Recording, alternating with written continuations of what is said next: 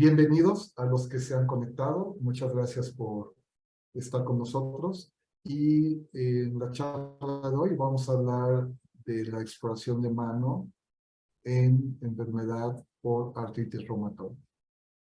El objetivo va a estar encaminado a revisar la técnica de evaluación. Vamos a hacer una revisión de la anatomía y de los hallazgos comunes ecográficos en artritis reumatoide y desde luego vamos a hablar también de las indicaciones. Bien, a manera de introducción, recordarles que la artritis reumatoide es una enfermedad crónica, degenerativa, progresiva, inflamatoria, sistémica, aún no se ha establecido la génesis correcta de la enfermedad, sigue en estudio, sabemos que es autoinmune, la etiología aún desconocida, aunque hay muchas teorías y se ha descubierto mucho y se ha avanzado mucho en la génesis de la enfermedad, es que realmente todavía aún no se conoce bien cómo es que es la etiología de esta enfermedad. Pero lo que sí conocemos es que produce un gran deterioro de la funcionalidad del paciente y esto nos lleva a una disminución de la calidad de vida del mismo y aumento de la mortalidad. Tiene una distribución universal, aproximadamente del 1%, pero con una predilección de afectación en la mujer de 3:1 en relación al hombre. Y lo que queremos es que no lleguemos a estas etapas de la enfermedad, como es en la de estas imágenes, donde ya es una artritis reumatoide de larga evolución, ya en un grado 3-4, donde ya hay una disfunción de la articulación, y esto nos lleva a una incapacidad de la movilidad y desde luego a tener una calidad de vida baja. Y esto es lo que no queremos que suceda en estos pacientes. Así que el ultrasonido ha sido una herramienta muy útil para la detección temprana de la artritis reumatoide. Bien, ¿cómo exploro o cómo les recomiendo que exploren la mano en esta patología? Cuando ustedes revisen los artículos de reconocido prestigio internacional del tema, en la exploración ecográfica de la mano en artritis reumatoide, van a encontrar realmente, así se los digo, van a encontrar una gama impresionante de artículos. Estoy seguro que ultrasonido musculoesquelético en artritis reumatoide es de lo que más se ha escrito en el tema, en la exploración de mano. Se los puedo asegurar, van a encontrar una variedad impresionante de técnicas. Bien, yo he encontrado y que se ha descrito que es lo mismo estudiar 40 articulaciones que 6 articulaciones en estudios de investigación que han surgido a lo largo de los años. Y se han limitado en el estudio de la mano a estudiar el carpo en región dorsal, estudiar la segunda, tercera metacarpofalángica y segunda y tercera interfalángica proximales. Sin embargo, la mano toda es susceptible de ser estudiada y no solamente en la región dorsal, sino también en la región palmar o ventral. Vamos a estudiar los 6 compartimentos del carpo, los tejidos óseos con sus procesos articulares o fibrocartílago articular, las metacarpofalángicas y las interfalángicas proximales, como ya les había comentado, y nuestros rastreos, tanto proximales como distales, así como longitudinal y transversal. Y ocasionalmente los cortes oblicuos nos pueden ayudar, o los cortes laterales y mediales nos pueden ayudar, sobre todo cuando estamos buscando cierta patología específica, como pueden ser las erosiones osteocondrales o en pacientes que vienen en un estado de enfermedad muy avanzada, que ya tienen limitación en el movimiento y que estos cortes oblicuos nos pueden ayudar a definir las situaciones anatómicas convenientes para hacer el estudio. Muy bien, entremos en tema. Y vamos a hablar sobre los 6 compartimentos del carpo en los tendones extensores. Bien, en el primer compartimento lo tenemos aquí localizado, lo encontraríamos en esta zona. Vamos a encontrar al extensor largo del pulgar y al abductor corto del pulgar.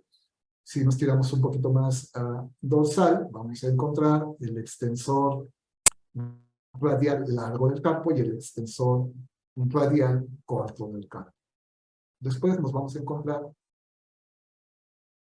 con el extensor largo del pulgar, que es el tercer compartimento, y un grupo de tendones que se agrupan para el segundo, tercero y cuarto dedo, que son los tendones comunes, extensores, y el quinto compartimento para el extensor propio del meñique. Es decir, tercero, cuarto y quinto compartimentos los tenemos agrupados con nuestras referencias anatómicas, el tubérculo de Lister o el tubérculo del radio, y el quinto compartimento hacia el receso del cúbito. Y más lateralmente vamos a encontrar en esta zona el quinto compartimento, que es el extensor cubital del radio. Bueno, una vez que estamos ubicados anatómicamente, nos vamos a encontrar ya en la exploración dinámica de la mano. Y vamos a poner así a nuestro paciente para buscar el primer compartimento, como les había comentado. Vamos a buscar en esta región y vamos a buscar nuestros marcadores anatómicos. El perfil del radio, tenemos el abductor largo del primer dedo y el extensor corto del primer dedo, y aquí están divididos, los podemos identificar muy bien.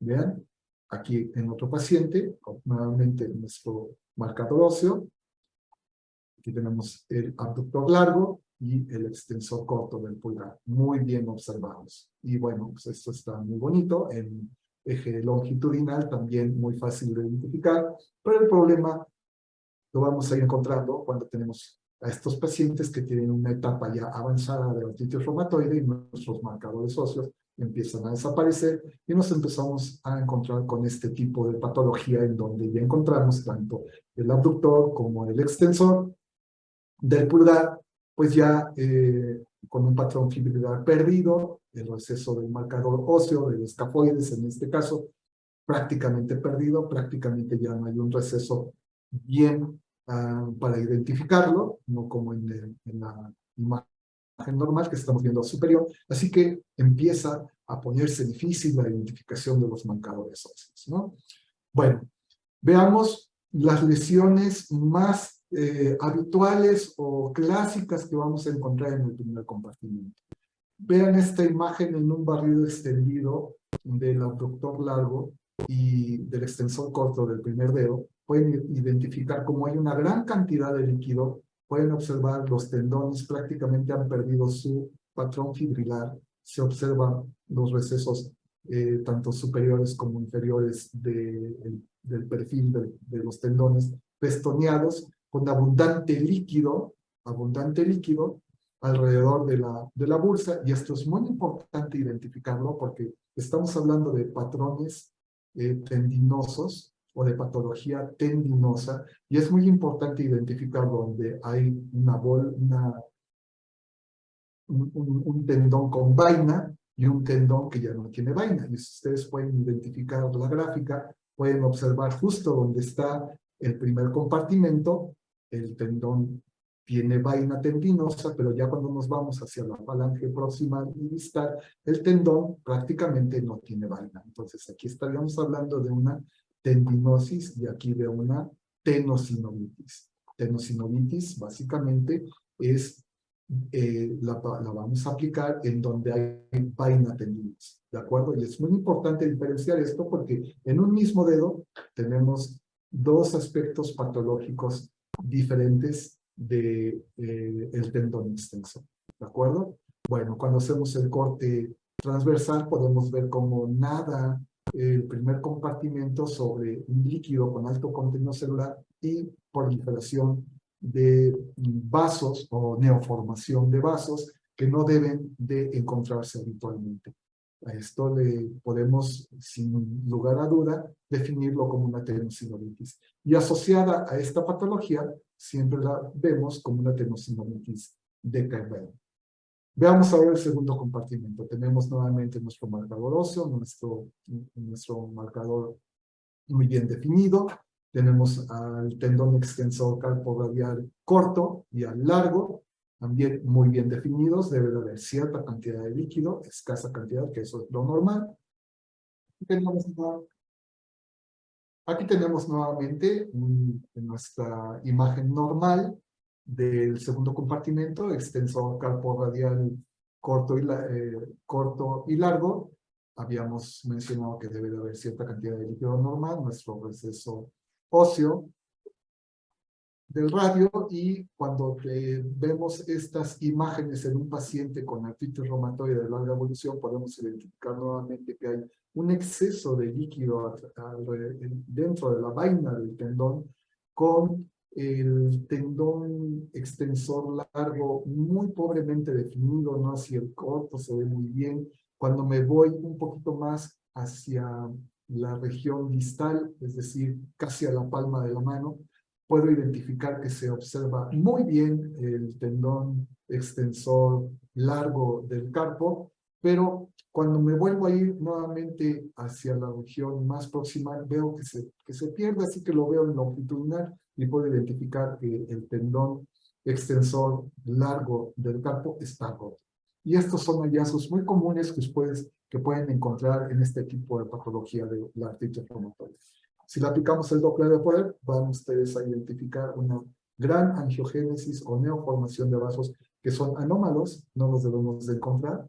Normalmente esto es lo que vamos a ver. Aquí pueden ver la caja, no hay vasos. Esto es lo normal y vean ustedes comparado contra lo patológico. Esto lo van a encontrar muy frecuentemente en este tipo de patología. Si me voy un poquito más proximal, tomando en cuenta que esta es región distal y esto es proximal, en estos pacientes, cuando tenemos estas imágenes con mucho líquido, lo que estoy intentando encontrar es la intersección entre el primer compartimento y el segundo compartimento, y ahí trato de encontrar la membrana de intersección que divide estos dos compartimentos. Cuando la encuentro, esto se le llama síndrome de intersección, y normalmente esto lo vemos muy frecuente en los deportistas que hacen levantamiento de peso muerto, sufren de estas tendinocinovitis, y este signo lo podemos encontrar en ellos. Bueno, también lo podemos encontrar en artritis reumatoide, y aquí está muy bien identificado. Cuando hago el corte longitudinal, pueden ustedes ver cómo nada el segundo compartimento en abundante líquido de alto contenido celular, y vean la cantidad de vasos que hay alrededor por el proceso inflamatorio agudo en esta enfermedad crónica. Vayamos ahora hacia el tercero, cuarto y quinto compartimento, que prácticamente lo rastreamos en la parte central de la muñeca. Para el tercer compartimento, que lo tenemos aquí, el extensor largo del pulgar. Para el cuarto compartimento, que habíamos dicho que es un grupo de tendones para el segundo, tercero y cuarto dedo, y el quinto compartimento para el extensor del quinto dedo o del dedo meñique. Fáciles de identificar, y habíamos visto ahí nuestros marcadores óseos, el tubérculo de Lister, el cúbito, y es ahí donde lo vamos a encontrar. Entre estos dos marcadores anatómicos, ahí lo vamos a encontrar, y en el corte longitudinal, fáciles de ver, el hueso radio, el hueso del radio, perdón, el semilunar y el hueso grande. Les sugiero que cuando estén en este corte hagan un corte un poquito oblicuo, encajándolo hacia la parte más profunda del carpo para poder identificar el ligamento intercarpiano dorsal. Y entre el semilunar y el escafoides, el ligamento escapolunar. Este es un paciente con artritis reumatoide que, a pesar de que tiene algo de líquido y un poquito de celularidad dentro de la bursa del tercero, cuarto y quinto compartimento, el tendón está un poquito hipoecoico, pero está conservado a pesar de que encontramos estos hallazgos.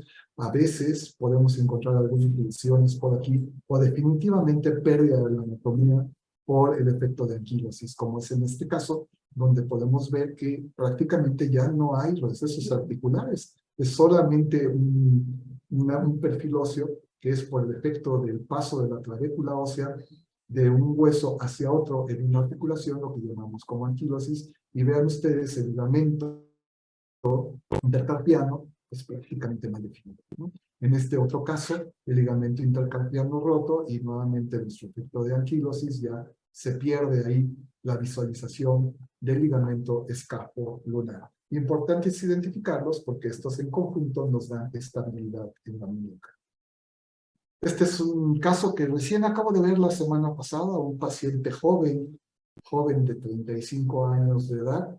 Él ha presentado inflamación en el carpo. Me enseñaba su mano y me explicaba que tenía como 6 meses que su mano se le inflamaba y que le imposibilitaba hacer los movimientos que normalmente él realiza en su trabajo y en su vida cotidiana.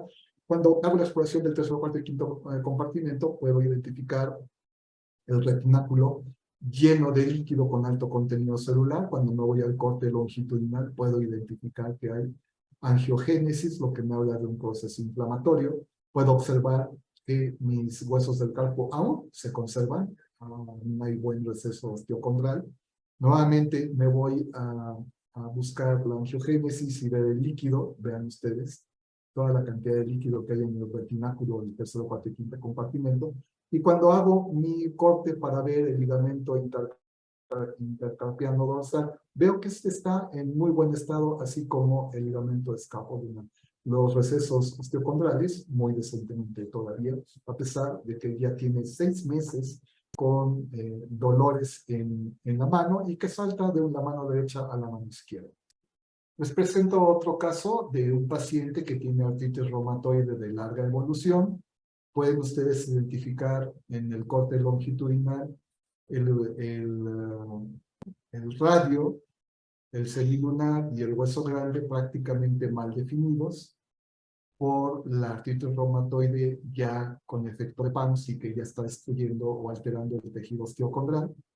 Y por arriba pueden identificar el tercero, cuarto y quinto compartimento que corre con líquido en la parte superior e inferior, algo de panos, y hacia la parte distal, donde ya empiezan las falanges proximales, pues el patrón fibrilar también con irregularidad de las fibras y se ven algo hipoicónicas. Lo que nos habla del sufrimiento también en los tendones de los extensores de los dedos. Vean ustedes aquí una lámina que nos muestra el hueso grande, el semilunar y el radio. Yo lo corto al revés. Así estoy acostumbrado, pero básicamente ustedes pueden comparar que prácticamente es la misma imagen, aunque este paciente tiene ya artritis reumatoide de como 7 meses de evolución y ya tiene algo de alteración en la parte superior o en la cara superior del tercero, cuarto y quinto compartimento en el corte de la longitud.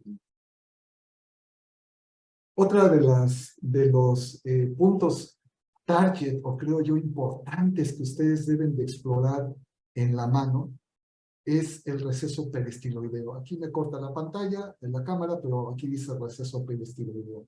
Y lo exploran aquí. Justo donde está la apófisis estiloides del cúbito. Ahí encaja en el transductor y lo que deben de buscar sus marcadores óseos es la apófisis estiloides del cúbito y el piramidal. Y entre ellos, un tejido triangular, muy bien definido, y por arriba de él, un ligamento que es el ligamento carpal dorsal. Bien, este ligamento probablemente es de los primeros que se alteran cuando hay un proceso inflamatorio o cuando hay alteración de la sinovial en esta operación. Es el triángulo ecogénico que deben de ver normalmente bien definido con su proceso articular. De la cápsula articular muy bien definida, como estamos viendo en esta lámina del libro. Aquí la estrellita que nos dice que este es la cápsula articular. Muy bien. Pues en estas flechas, este ligamento, el ligamento carpal dorsal, probablemente en sus inserciones, tanto en el cúbito como en el piramidal, son las primeras que se encuentran. Y son las que tienen que buscar. Aquí tenemos un paciente que tiene como 10 años de evolución en artritis reumatoide, con tratamiento que ha evolucionado bien y recae en la enfermedad y lo mandan conmigo para ver cómo está el proceso inflamatorio agudo en este paciente. Puedo identificar que en el proceso periostiloideo el ligamento se pierde, no veo muy bien el piramidal, no lo encuentro muy bien, probablemente ya por el efecto de destrucción osteocondral, y sin embargo puedo identificar que sí hay angiogénesis y pérdida de ligamento. Este es otro paciente que está en una etapa más temprana de la enfermedad, bueno, no tan larga la evolución, todavía hay parte del ligamento, algunas zonas hipoecoicas, muy seguramente no hablan ya del desgarro. Vean ustedes hacia el receso piramidal, podemos identificar que ya no hay un borde óseo muy bien definido, como ustedes pudieron verlo en la lámina del libro, comparada ya con un paciente que tiene pues, muchos años de evolución de la enfermedad. Ya empieza a haber destrucción osteocondral, los ligamentos perdidos, y ven ustedes el tejido sinovial también, ya con extensión por encima de los marcadores óseos y yéndose extraarticularmente hasta esta zona. Bueno, pues estas son las cosas que ustedes deben de buscar en estos marcadores óseos. Es otro paciente que también acabo de hacer apenas hace 10 días. Ustedes pueden identificar nuestros marcadores óseos, nuestra apófisis estiloides, el piramidal, vean el ligamento que empieza a borrarse, sobre todo en el receso de la apófisis estiloides, ya hay una zona hipoecoica o anecoica que empieza a destruir el ligamento, y cuando le pongo el Doppler de poder podemos identificar angiogénesis, que nos habla sobre la agonización del enfermedad. Es muy fácil de identificar, hay que hacerlo, hay que practicarlo, y ya Resnick en sus libros, yo cuando era R1 hace 30 años, me encantaba leer a Resnick y ver cómo nos explicaba sobre, tiene todo un capítulo sobre el proceso inflamatorio, cómo se ve en radiología convencional, una plaquita de rayos X de mano, cómo estudiar todo el receso peristiloideo, y que es uno de los principales puntos de inflamación en una etapa temprana de la enfermedad, junto con el sexto compartimento, que es el que tenemos aquí, que es el extensor cubital del cardio. En términos normales, así lo vamos a ver muy bien, con nuestro marcador óseo, nuestra apófisis estiloides, el extensor cubital, con su ligamento que lo contiene, y esto es lo normal. En un corte longitudinal, aquí ya hay un poquito de patología, un poquito de tenosinovitis, pero prácticamente se mantiene. Siempre les digo que hagan el corte transversal y el longitudinal, y cuando hagan el longitudinal vayan un poquito más distal para ver el fibrocartílago triangular. Importantísimo observarlo en este tipo de patología, porque con mucha frecuencia vamos a ver este tendón extensor cubital, que es el sexto compartimiento, subluxado o francamente luxado, y cuando esto sucede es porque el retináculo que retiene el sexto compartimento se rompe, y cuando esto sucede generalmente se asocia también a destrucción o alteración anatómica del fibrocartílago articular. Vamos a ver algunos ejemplos.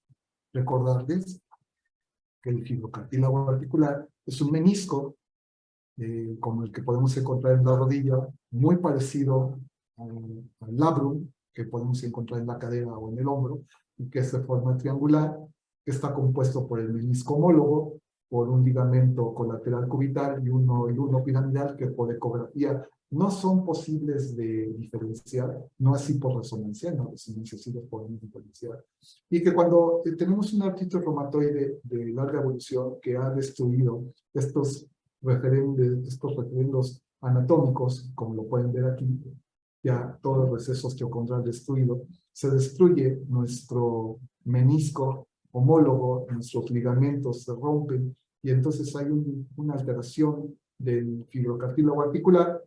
Este tiene inestabilidad, también se rompe el ligamento que contiene el sexto compartimento y empieza a luxar. Esto es muy característico, lo podemos encontrar muy frecuentemente en la artritis reumatoide, y recordar que junto con el sexto compartimento y el receso peristiloideo probablemente son de las estructuras que inicialmente vamos a ver alteradas en una etapa temprana de la enfermedad por artritis reumatoide. Entonces es muy importante estudiar esta región anatómica. Algunos otros ejemplos, nuevamente, el sexto compartimento, muy bien ubicado dentro de su receso óseo y su ligamento que lo contiene. Y vean ustedes en la imagen de abajo hay una luxación completa y es el mismo paciente de estas dos imágenes. Pueden ustedes observar el menisco homólogo roto del fibrocartílago triangular, los ligamentos totalmente perdidos. Hay una luxación prácticamente de todos los componentes del fibrocartílago triangular y con cierta frecuencia, cuando tenemos estos dos hallazgos, también puede ser que tengamos alteración del tercero y, bueno, del cuarto compartimento, específicamente segundo, tercero y cuarto dedo. Es probable que tengamos también desgarros de esos tendones. Algunos otros ejemplos, vean ustedes una luxación completa del sexto compartimento con abundante líquido, tanto en la cara anterior como en la cara posterior del sexto compartimento, con alto contenido celular en el líquido. Y esto le llamamos tenosinovitis. Recordar que la tenosinovitis se define como un tejido engrosado, hipoecoico o anecoico con o sin líquido dentro de la vaina tendinosa. Es decir, puede ser que solamente encontremos alteraciones de la estructura fibrilar del tendón sin líquido, y esto también se le va a llamar tenosinovitis. Debemos de siempre corroborarla en dos planos ortogonales, como es el transversal y el longitudinal, y así es como lo vamos a ver en su expresión clásica. Esta sería una tenosinovitis mixta, toda vez que tiene alto contenido celular, pero también tiene cierto líquido limpio de su celularidad. Puede mostrar Doppler de poder o no, lo cual nos va a hablar del proceso inflamatorio crónico agudizado en el momento que estén realizando el ultrasonido. Y vean, vamos a ver esta lámina, me encanta, se las puse porque es muy demostrativa. Vean ustedes el tercero, cuarto y quinto compartimento. Aquí juntos, con sus vainas tendinosas y hacia el cuarto dedo, tercer dedo y segundo dedo. Sus tendones extensores libres de vaina tendinosa. Y aquí tenemos un barrido extendido, que es precisamente este paciente. Este que estaba ahí. Este, que les dije que hace una semana lo acabo de ver. Y vean ustedes, un barrido extendido del carpo, donde termina el carpo, y lo que quería ver era el tendón extensor de la segunda metacarpofalángica.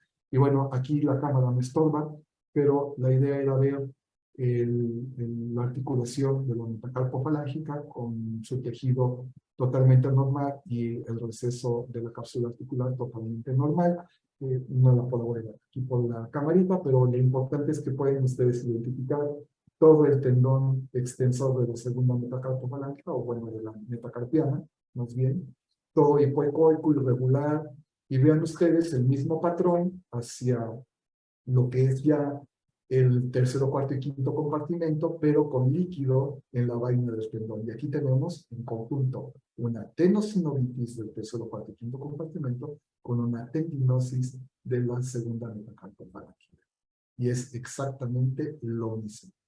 Vean ustedes la segunda metacarpofalángica, que vendría siendo la tercera, perdón, que vendría siendo esta. Vamos a ver la vaina tendinosa llena de líquido hacia el cuarto compartimento, y vean ustedes hacia distal el tendón extensor de la tercera metacarpofalángica con líquido, inclusive por arriba y por abajo del tendón, lo que nos está hablando de una tendinosis muy severa que está sufriendo este paciente. Así que se podrán imaginar, la mano de este paciente la traía muy inflamada, parecía tamánica, no se veía como mano, porque prácticamente todos los dedos eran el mismo hallazgo. Nuevamente vean la vaina de los tendones en la gráfica. Aquí está tercero, cuarto, quinto compartimento, y distalmente la cuarta metacarpofalángica, bueno, la cuarta metacarpiana, la metacarpofalángica acá, con absolutamente su anatomía conservada. Y esto lo puse para recordarles que todos pensamos que la artritis reumatoide afecta inicialmente a la cápsula articular, destrucción de la cápsula articular, y que de ahí después vienen las alteraciones de los tendones. Y debemos recordar que está descrito que en la artritis reumatoide los tendones probablemente o muy seguramente, son de las estructuras que inicialmente se afectan en enfermedad por artritis reumatoide. Así que cuando vean ustedes estas imágenes y vean que enciende el Doppler de poder en un paciente que les sospechan clínicamente artritis reumatoide, seguro que estos son datos positivos para una artritis reumatoide en grado 1 y visto por ecografía. Vamos a hablar ahora sobre la anatomía de la articulación metacarpofalángica y de las interfalángicas proximales, que básicamente es la misma para ambas estructuras anatómicas. Comparten un tejido interno de forma triangular, que es ecogénica. Vean ustedes dónde están los asteriscos. Es el cartílago articular, que debe estar muy bien definido tanto en la cabeza metacarpiana como la interfalángica proximal. Por arriba vamos a encontrar al tendón extensor del dedo que estemos explorando. Y bueno, siempre lo encontramos arriba del tejido sinovial, que es el tejido triangular que les había mencionado inicialmente, y por arriba del tendón los tejidos blandos, tejido graso subcutáneo y la piel. Bien, pues esto es lo que debemos de buscar en términos generales y normales. Vamos a ver cómo cambia esta anatomía en una enfermedad por artritis reumatoide. Es el caso de un paciente que ya tiene varios años de evolución de la enfermedad por artritis reumatoide, y ven ustedes como el tejido blando alrededor de la quinta metacarpofalángica está muy inflamado. Vean el efecto de la tendinosis que está sufriendo esta articulación, el patrón fibrilar perdido, puntiforme, zonas hipoecoicas, zonas ecogénicas, lo que nos habla del patrón clásico de una tendinosis. Vean ustedes cómo el tejido intraarticular migra hacia fuera del receso articular de la metacarpofalángica y se va hacia la diáfisis proximal o muy cercana a la diáfisis proximal, lo que nos habla ya sobre un proceso inflamatorio de la sinovia de larga evolución. Yo a este lo clasificaría en una sinovitis grado 2-3 en escala de grises. Y al aplicarle el Doppler de poder, puedo identificar que hay una gran angiogénesis que está abarcando gran parte de todo el tejido sinovial, y voy a corregir, porque ahorita que estoy viendo bien, el tejido sinovial se está abarcando hasta la diáfisis. Así es, esta es una parte con líquido, y aquí el tejido sinovial se extendió totalmente hacia la diáfisis, con parte del proceso de la tendinosis del extensor. Bueno, muy importante cómo lo pueden definir, y al Doppler de poder puedo identificar que abarca más del 50% del tejido sinovial, lo cual yo lo clasificaría en grado 2-3, en Doppler de poder una sinovitis, grado 2-3 al Doppler de poder y grado 3 en escala de grises. Muy importante que puedan definir todas estas alteraciones. Vamos a ver cómo lo vamos a clasificar. OMERACT, que es un grupo de médicos que está conformado por médicos clínicos, principalmente reumatólogos, patólogos y médicos radiólogos, se han encargado de hacer las definiciones que expresa la enfermedad por artritis reumatoide, y no solamente esa, todas las enfermedades reumatológicas. Cómo es la expresión clínica y cómo es la expresión radiográfica de estas enfermedades para poder hablar el mismo idioma. Así que OMERACT define a la sinovitis como un área intracapsular hipoecoica que no comprime a la fuerza que se le aplica al transductor. Es decir, a esto se le llama sinovial engrosado. Vamos a ver cómo la clasifica en escala de grises en 3 grados. El grado 0, que es el normal, y entre el grado 0 y el 1, un poquito difícil de diferenciar en dónde empieza lo patológico y dónde está lo normal. Pero bueno, pues cuando lo vas haciendo te vas acostumbrando a ver que si hay un receso articular, que normalmente la sinovia no lo sobrepasa, siempre se contiene por abajo de ella. Cuando lo sobrepasa, o se contiene sobre ella, o al límite de ella, del límite de la articulación, pues lo podemos clasificar como grado 1. Cuando el tejido sinovial se hipertrofia y rebasa el receso articular que viene siendo y que no llega a la diáfisis proximal o a la diáfisis distal, lo vamos a clasificar en grado 2. Y cuando la hipertrofia de la sinovia se extiende más allá del receso articular y llega a la diáfisis proximal o distal, entonces estamos hablando de un grado 3. Y si ustedes son observadores, pueden identificar el receso óseo de esta articulación ya festoneado por destrucción de la enfermedad por panos, comparado con el lado más distal, más proximal, perdón, pueden identificarlo que todavía hay una buen receso óseo contrario. Muy bien. Si a esta sinovia le aplicamos el Doppler de poder, todavía podemos agregar una clasificación más. Porque cuando hay un proceso inflamatorio, los vasos que están en la sinovia pueden ser muy fáciles, los vasos de neoformación que están provocando la inflamación de la sinovia son muy fáciles de identificar con el Doppler de poder. Y sugiero siempre que utilicen el Doppler de poder, porque el Doppler de poder es más sensible para vasos de pequeño calibre o de flujo lento. Y si tienen alguna otra técnica que puede identificar vasos de bajo flujo, como puede ser el Biflow, el MG, bueno, pues es mucho más cómodo.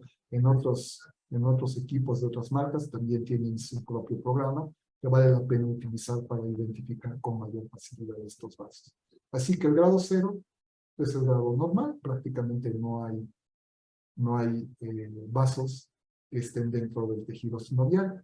En el grado 1 podemos encontrar de 1 a 3 vasos que confluyen y se ve como esta pequeña imagen encendida dentro del tejido sinovial. En el grado 2 hay señales de vasos que confluyen, pero que son menos de la mitad del área que ocupa el tejido sinovial.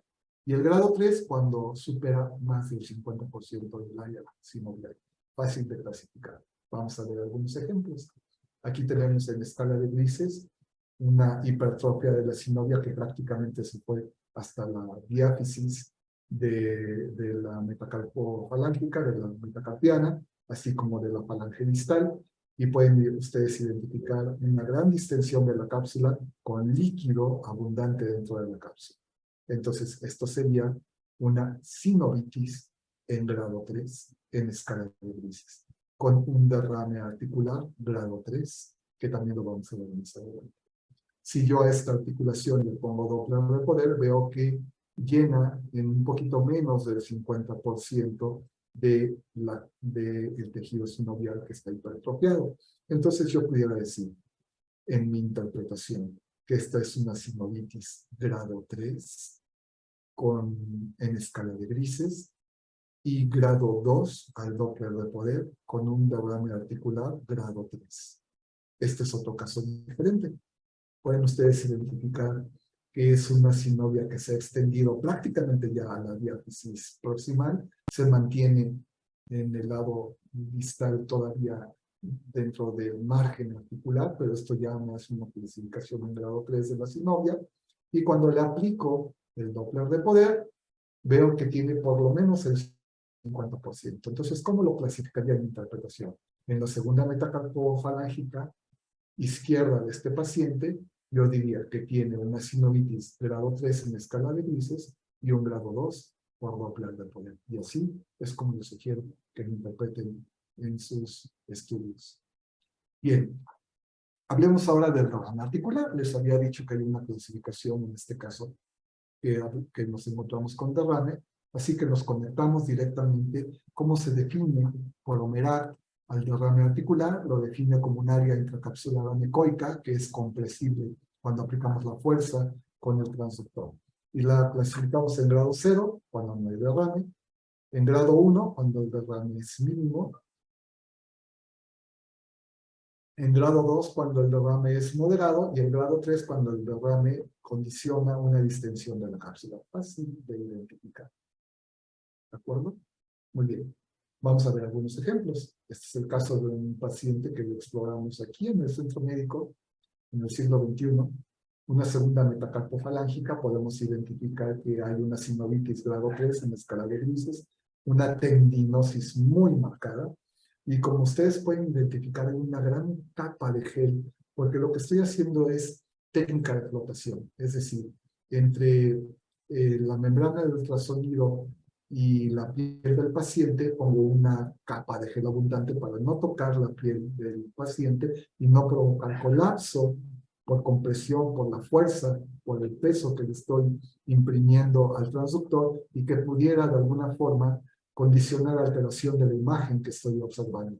Vean ustedes en la imagen media de la diapositiva, aquí ya aplico fuerza, vean el grosor del gel disminuyó comparado con la imagen inicial, porque ya estoy aplicando fuerza y pueden ver cómo la imagen empieza a colapsar comparada con la primera diapositiva. Vean, empieza a colapsar porque recuerden que es una imagen anecoica que es compresible. Así es como se define al diagrama articular. Y aquí definitivamente ya no hay gel porque estoy ocupando una gran fuerza y prácticamente hice una compresión completa del área donde hay derrame articular. Con esta maniobra tan fácil puede identificar que efectivamente es un derrame. Muy bien, hablemos sobre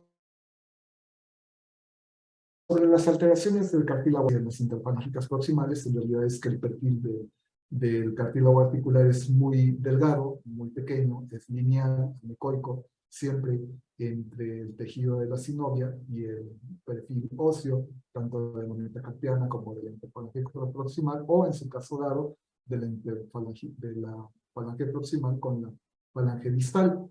Y podemos identificar que empieza a haber cambios en el cartílago articular cuando este se empieza a borrar, como lo están viendo en este lado. Vean ustedes el lado contralateral, muy bien definido, y aquí una zona focal de pérdida del cartílago articular, y en una parte más superficial todavía hay cierto cartílago. Así que estas incluyen la disminución focal o difusa del espesor del cartílago articular. Y esto lo podemos ver en una etapa muy temprana. Ya en una etapa más tardía podemos identificar que prácticamente se empiezan a perder los procesos articulares, ya hay una zona inclusive con pequeño derrame, y esto ya es una etapa más crónica. Muy bien, la erosión ósea también es muy importante identificarla, y esto le da mucha importancia al reumatólogo a la erosión ósea. Porque al reumatólogo lo que le importa es atrapar al paciente en una etapa donde todavía no hay alteración estructural importante, toda vez que les va mejor a estos pacientes que aquellos que ya tienen alteraciones estructurales, como estas erosiones están muy bien marcadas. Y a estos pacientes los podemos identificar con erosiones pequeñas, tienen un mucho mejor pronóstico que aquellos que no. Muy bien, Eumerac la define como una interrupción de la superficie ósea visible en dos planos ortogonales, es decir, en el corte longitudinal y transversal. Y la podemos medir tomando la distancia que hay entre un cráter y otro. Y con esta medición podemos clasificarlo en muy pequeñas cuando son menores de 1 milímetro, en pequeñas cuando son de 1 a 1.9 milímetros, y medianas cuando son de 2 a 3.9 milímetros, y grandes cuando superan los 4 milímetros. Aquí tenemos algunos ejemplos. Hacemos la medición y bueno, aquí está y la podemos clasificar. Y así pueden hacer ustedes sus clasificaciones. Hay otra clasificación mucho más sencilla. Grado 0, pues no hay erosión. Grado 1, hay una irregularidad del hueso, pero sin formación de defecto visto en dos planos ortogonales. El grado 3, una deformación o un defecto visto en dos planos, tanto en el longitudinal como en el transversal. Y en el grado 3, un defecto óseo con una gran destrucción o una destrucción extensa, como lo están viendo. La que quieran es válida. Ahora, les voy a poner un ejemplo de lo que les acabo de mostrar en la clasificación. Miren, este es un caso que me tocó ver en mi consultorio.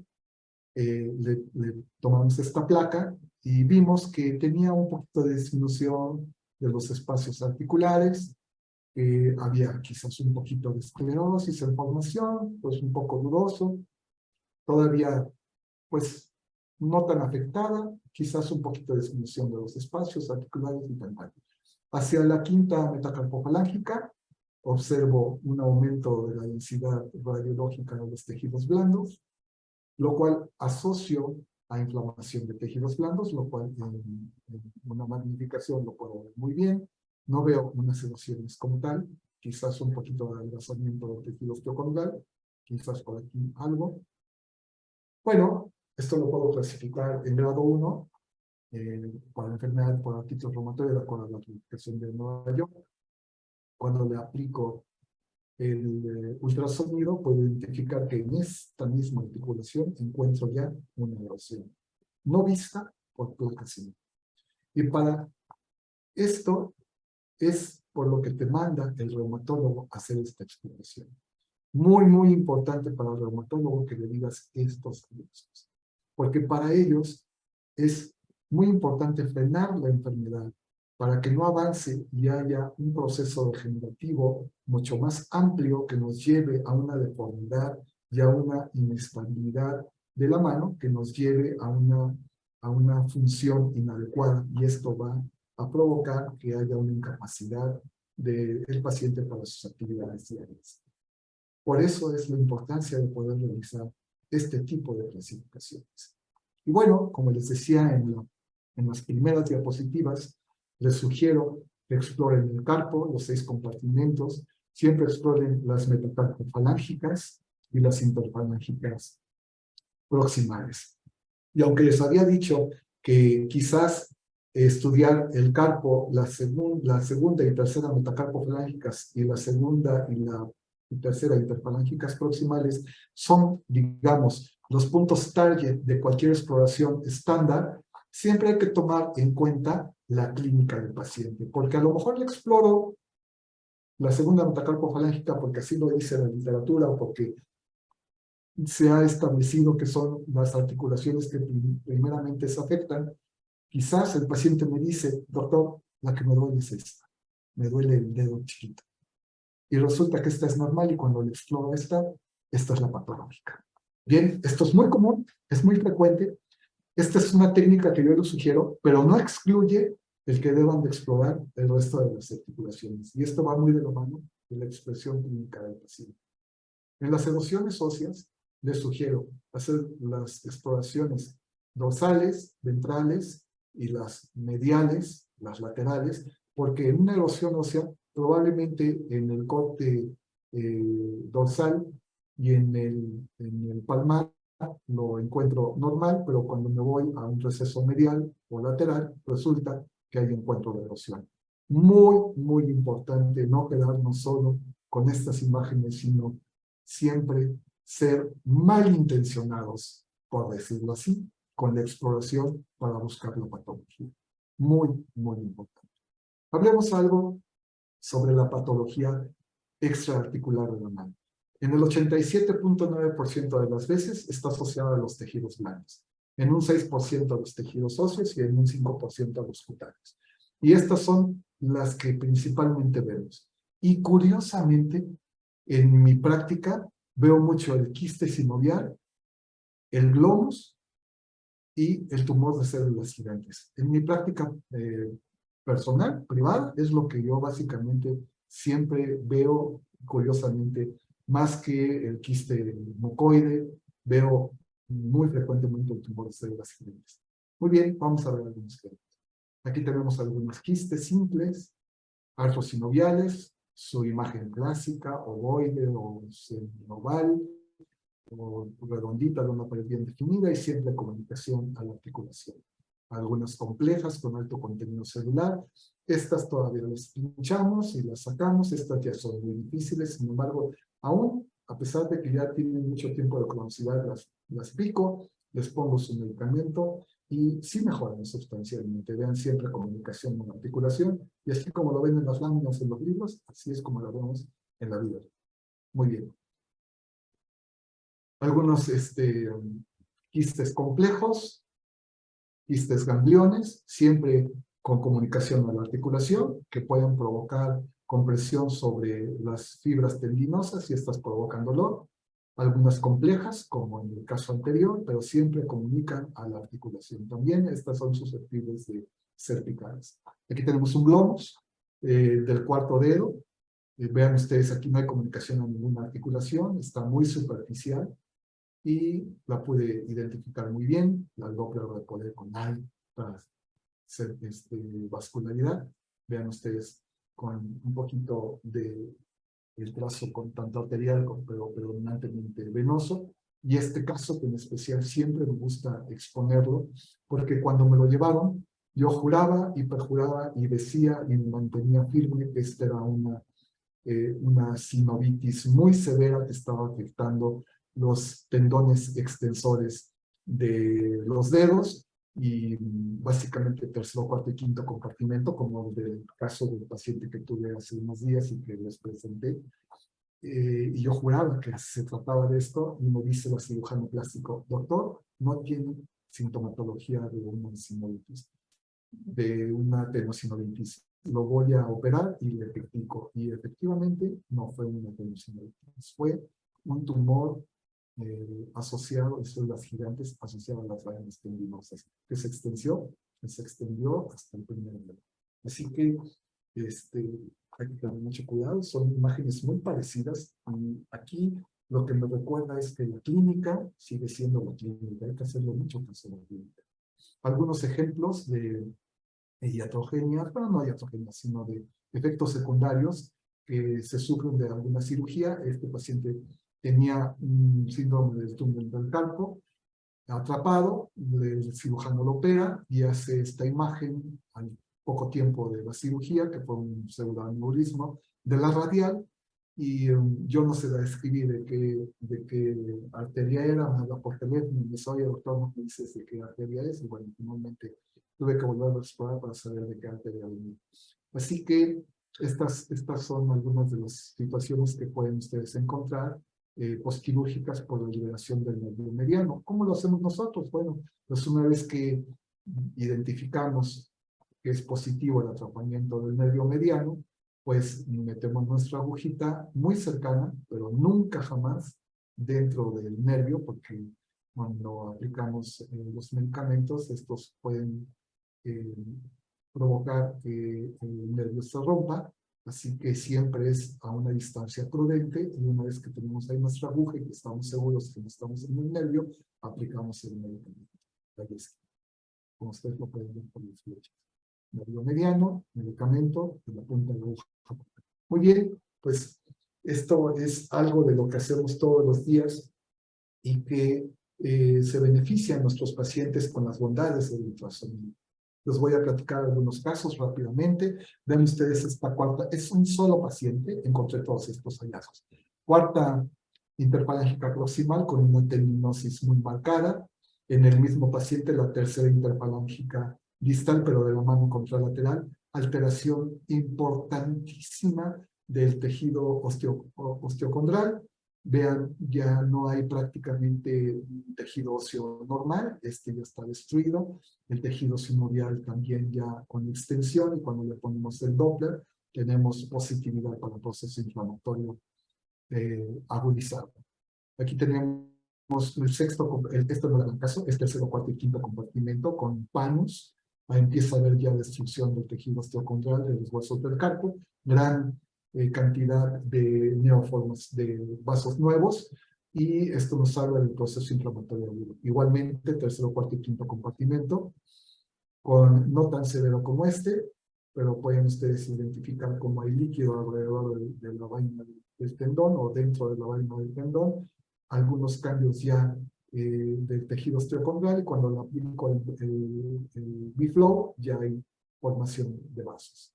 Otro ejemplo, en un paciente donde le exploro el retináculo de los flexores, y les había comentado que también hay que explorar la región ventral, y esto a situación clínica. En el caso de este paciente me decía, doctor, yo no puedo hacer estos movimientos, tengo una bola aquí, me duele mucho. Ok, lo exploramos y vemos cómo el retináculo de los flexores está totalmente lleno de líquido, separando tanto los tendones superficiales como los profundos flexores. El lado contralateral prácticamente normal, y aparte de todo esto le encuentro un síndrome del túnel del carpo positivo comparado contra la normal. Para los que me dicen que la artritis reumatoide es simétrica, sí, es simétrica, pero ocasionalmente la podemos encontrar también solo de un lado. Es el caso de otro paciente, y esto, miren, Hace rato les decía un tumor asociado a las vainas, un tumor gigante de células gigantes asociado a las vainas tendinosas. Vean, es prácticamente igual al del caso anterior, y no, este es un caso por artritis reumatoide. Vean ustedes en la región del tercero, cuarto y quinto compartimento, totalmente llena de líquido. Aquí están los tejidos osteocondrales de los huesos del carpo. Aquí tenemos un barrido extendido, pero en transversal. Este es el longitudinal del mismo paciente. Y pueden ustedes identificar cómo hay una gran cantidad de líquido, primero, segundo, tercero, cuarto y quinto compartimentos llenos de líquido. Y vean el retináculo de los flexores también en la misma mano, lleno de líquido. Y por arriba el nervio mediano nadando entre el líquido que desplaza a los tendones flexores superficiales y profundos. Quisiera concluir diciéndoles que el ultrasonido es ideal para ver la detección de sinovitis, derrame subclínica, para la demostración de erosión ósea no detectada por la radiología convencional. No olvidar que es hasta 6.5 veces más sensible que la placa simple para identificar erosiones, y que es estupenda para la evaluación de síndromes regionales dolorosos asociados a la artritis reumatoide, que el ultrasonido además nos sirve para monitorear a corto, mediano y largo plazo, o tener un estudio basal del paciente que sufre artritis reumatoide, hacer un estudio posterior para ver cómo se ha comportado, de tal forma que podemos monitorear la enfermedad. Y desde luego los procesos invasivos, que pueden ser diagnósticos o terapéuticos, como les acabo de mostrar en la infiltración del nervio mediano. El ultrasonido nos puede ayudar extraordinariamente. Y desde luego, la patología extraarticular, como las lesiones de la mano, de los tejidos blandos, que suele ser genial el ultrasonido para hacer estos diagnósticos. Recordar que debemos de tener una técnica sistematizada, siempre hacer la misma, y de tal forma que podamos observar todas las regiones anatómicas y los marcadores anatómicos para hacer el diagnóstico de precisión. Que tengan buena tarde y les agradezco su tiempo.